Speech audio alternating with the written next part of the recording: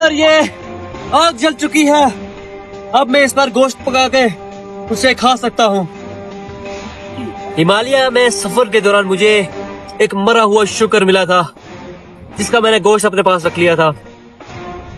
मुझे अभी भूख लग रही है और ये मेरे खाने में काम आ सकता है, और इसको सीख लगा के खा लेता हूँ। मेरे लिए आज रात का बेहतरीन खाना साबित होगा। ये अपनी भूख मिटाने के लिए मेरे लिए काफी रहेगा।